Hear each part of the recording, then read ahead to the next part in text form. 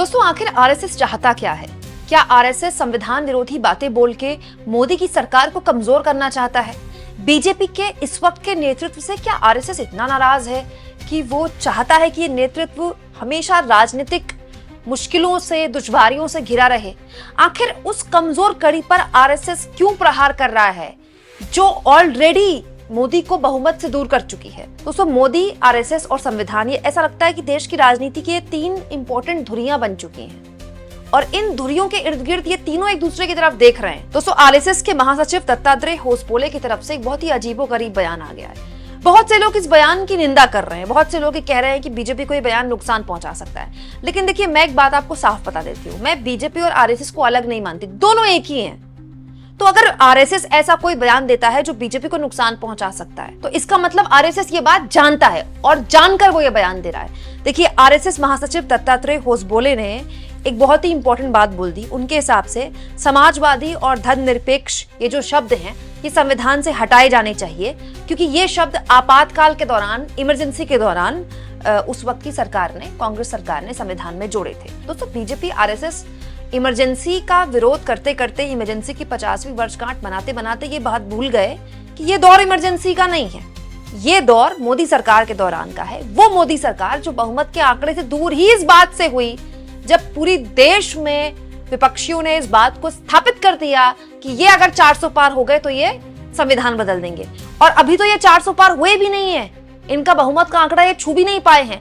RSS के इतने बड़े नेता ये कह रहे हैं कि ये जो शब्द है ये संविधान से हटा देने चाहिए। दोस्तों, मैं मानने को तैयार नहीं हूं कि आरएसएस नहीं जानती थी कि ये शब्द वो बोलेगा, इस तरह का बयान उसकी तरफ से आएगा, तो उसका सीधा हमला, जो विपक्षियों का सीधा हमला होगा, वो बीजेपी पर होगा कि देखो, हम तो कहते थे ये संविधान बदलना चाहते हैं और ये अभी भी संविधान बदलना चाहते हैं, संविधान के लोग पीछे पड़े हैं। ये आरएसएस जानता था, उसके बाद भी ये बात आरएसएस द्वारा बोली जा रही है। इससे क्या पता चलता है? इससे ये पता चलता है कि संविधान को लेकर जो आरएसएस की बुनियादी विचार रहे हैं, उनमें दिखाने के लिए भले ही बदलाव आ गए हों, लेकिन फौरी तौर पर आए इस बदलाव की जो बुनियाद है वो नहीं बदली है। दूसरी बात, एक और बात समझ में आती है दोस्तों, कि आरएसएस ने यह बयान देकर स्वयं सुप्रीम कोर्ट के खिलाफ अपने आप को खड़ा कर लिया है। दोस्तों, ऐसा ही एग्जैक्टली इन शब्दों को संविधान से हटाया जाना चाहिए। इस तरह का एक मामला 2024 में भी आया था सुप्रीम कोर्ट के समक्ष। और दोस्तों, उस वक्त देश के जो सुप्रीम कोर्ट के सीजीआई थे वो थे जस्टिस खन्ना, जस्टिस संजीव खन्ना। उस वक्त सीजीआई के तौर पर कार्यभार संभाल रहे थे और उस वक्त मुख्य न्यायाधीश ने बहुत ही साफ शब्दों में कह दिया था कि ये शब्द किसी भी हाल में संविधान से नहीं हटाए जाएंगे। बकायदा इस फैसले का ये मैं आपके सामने ये पन्ने रख रही हूँ। ये 4 पन्ने अंग्रेजी में, आप जिससे चाहे इससे पढ़वा लीजिए। ये पन्ने हैं जिसमें सुप्रीम कोर्ट ने साफ कह दिया था, उस वक्त सुप्रीम कोर्ट के समक्ष ये मामला आया था और सुप्रीम कोर्ट ने कह दिया था कि ये 2 शब्द किसी हाल संविधान से नहीं हटाए जाएंगे। अब स्थितियां देखिए, ये सारी बातें मैं मान नहीं सकती आरएसएस को ना पता हो। ये सब आरएसएस को पता है, ये बीजेपी को भी पता है। उसके बावजूद भी आरएसएस के इतना बड़ा चेहरा, आरएसएस के इतने बड़े नेता खुलेआम संविधान विरोधी बात बोल रहे हैं। संविधान में 2 शब्दों को हटाने के जरिए वो संविधान बदलने की बात करें। भाई, संविधान से 2 शब्द हटाए जाएंगे मतलब संविधान में बदलाव होगा ना। वो ये बदलाव कौन करना चाहता है? आरएसएस करना चाहता है, ये जानते हुए भी कि पिछले साल सुप्रीम कोर्ट ने इसी मामले को लेकर अपना फैसला स्पष्ट कर दिया है कि ये शब्द किसी हाल नहीं हटाए जा सकते। ये जानते हुए भी कि वो ऐसा बयान देंगे तो बिहार चुनाव में मुश्किल में फंस जाएंगे, उसके बावजूद भी ये बात बोली जा रही है। दोस्तों, अब इस पूरे मुद्दे को लेकर कांग्रेस पार्टी ने और आरजेडी ने इसको लपक लिया है। दोस्तों, कांग्रेस की तरफ से बकायदा वो पूरे फैसले की कॉपी शेयर की गई है। ठीक है, अब इस फैसले की कॉपी शेयर करते हुए कांग्रेस पार्टी द्वारा कहा गया है, आरएसएस ने कभी भी भारत के संविधान को पूरी तरह से स्वीकार नहीं किया। 30 नवंबर 1949 से ही उसने डॉक्टर अंबेडकर, नेहरू और संविधान निर्माण से जुड़ी हुई अन्य लोगों पर हमले किए। स्वयं आरएसएस के शब्दों में ये संविधान मनुस्मृति से प्रेरित नहीं था। आरएसएस और बीजेपी ने बार बार नए संविधान की मांग उठाई।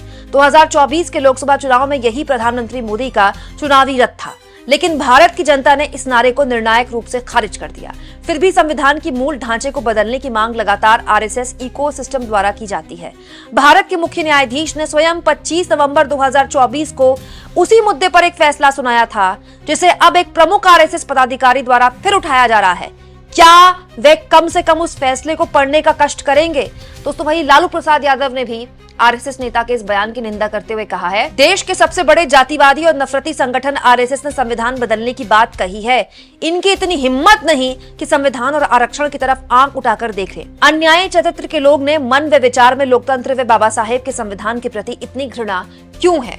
दोस्तों, आरएसएस जानती है कि जब भी वो संविधान के ऊपर कोई भी टिप्पणी करेगी या आरक्षण के ऊपर कोई भी टिप्पणी करेगी, बीजेपी चुनाव हार जाएगी। याद कीजिए एक चुनाव बिहार का, जब लालू यादव और नीतीश कुमार ने हाथ मिला लिया था और आरएसएस प्रमुख मोहन भागवत ने आरक्षण को एक बार फिर से आरक्षण पर विचार होना चाहिए, इस तरह की एक बात बोल दी। इस एक बयान को लालू यादव ने ऐसा पकड़ा कि बिहार में घूम घूम कर बोला कि अगर ये सत्ता में आ गए तो आरक्षण खत्म कर देंगे। बीजेपी चुनाव हार गई।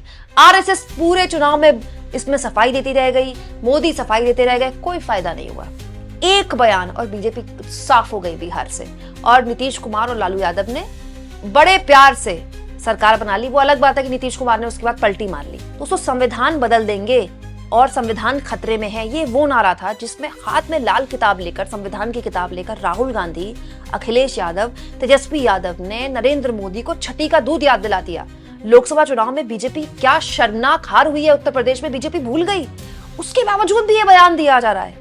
इसका मतलब या तो आरएसएस चाहता है कि बीजेपी संविधान के मुद्दे पर हमेशा क्वेश्चन मार्क के अंडर रहे, हमेशा विपक्ष उस पर नकेल कसता रहे और एक छवि बने बीजेपी की कि वो संविधान विरोधी है, या फिर आरएसएस के अंदर जो संविधान को लेकर जिस तरह की भावनाएं रही शुरुआत से, वो इतनी प्रबल है कि वो नाटकीय तौर पर भी खत्म नहीं कर पा रहे। वो खत्म तो कर देते हैं, संविधान को सर पर तो रख देते हैं, लेकिन गाहे बगाहे वो बात मन की जुबान पर आ ही जाती है। दोस्तों, अभी कल मैंने आपको ये खबर दिखाई, जस्टिस गवई, उन्होंने अमरावती के कार्यक्रम में बोला कि लोग कहते हैं कि संसद सर्वोपरि है, लेकिन मैं कहता हूं कि संविधान सर्वोपरि है।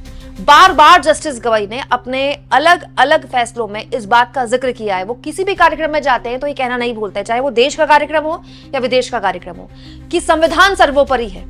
तो जस्टिस गवई जो कह रहे हैं कि संविधान सर्वोपरि है, दोस्तों सोचिए उनके इस बयान को भी आरएसएस धता बता रही है। जस्टिस गवई कह रहे हैं संविधान सर्वोपरि है और आरएसएस के इतने बड़े नेता कह रहे हैं संविधान को बदल डालो, संविधान से दो ये शब्द गायब कर दो। तब जबकि वही सुप्रीम कोर्ट कह चुकी है कि ये दो शब्द किसी भी हाल में संविधान से नहीं हटाए जाएंगे। आप इस मुद्दे पर क्या सोचते हैं दोस्तों? ये जो बयान है किसके खिलाफ दिया है आरएसएस ने? संविधान के खिलाफ दिया है या फिर ये सुप्रीम कोर्ट के फैसले के खिलाफ दिया है? कमेंट बॉक्स में जरूर लिखें और जितना हो सके चैनल को शेयर करें, सब्सक्राइब करें और थैंक्स और ज्वाइन, ये दो ऑप्शन है जिसके जरिए आर्थिक तौर पर भी अगर आप चाहें तो चैनल की हाथ मजबूत कर सकते हैं।